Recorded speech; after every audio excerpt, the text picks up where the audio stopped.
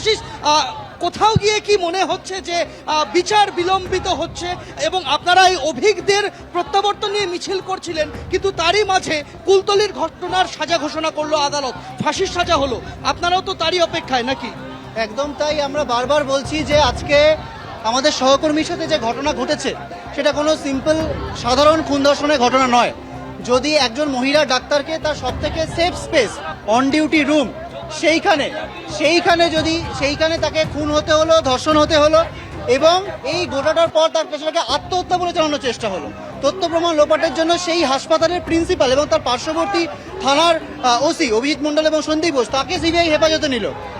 সেই সন্দীপ ঘোষই আরজিকর দুর্নীতি মামলায় আছে সিবিআই এর হেফাজতে। ওই থ্রেড কালচারের সাঙ্গপাঙ্গ এই যে অভিক বিরূপাক্ষ, তারা ক্রাইম সিনে পৌঁছে গেল 9ই আগস্ট। আশিস পান্ডে, যে কিনা সিবিআই এর যে আর্থিক তদন্ত মামলা, আর্থিক দুর্নীতি মামলা, সেই মামলায় জেলে রয়েছে, সেও ওখানে ছিল।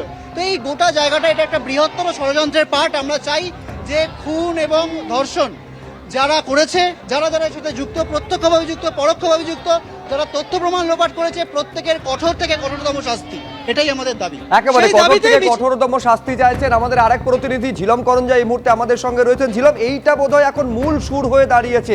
কুলতলিতে 2 মাসে যদি বিচার পাওয়া যায় তাহলে আরজি করে 4 মাস পেরিয়ে গেল, আরজি করে বিচারটা কবে আসবে? এটাই বোধহয় এই যে আমরা দেখতে পাচ্ছি তোমার পেছনে দীর্ঘ এই মিছিল, তারও বোধহয় মূল সুর। একদমই, এখানে প্রত্যেকের এই বক্তব্য বিচারের দাবি, এবং সেই যে দাবি, সেই দাবিতে তারা ফের পথে নেমেছেন। আমার সঙ্গে জুনিয়র ডাক্তারদের অনেকেই রয়েছেন, যেমন রয়েছে সায়ন। আপনারা আজকে আবার পথে নেমেছেন, আপনাদের কি মনে হচ্ছে বিচার আপনারা পাবেন? আজকে কুলতলিতে বিচার দেওয়া হলো এত তাড়াতাড়ি, আর এখানে বিচার এখনো হয়নি।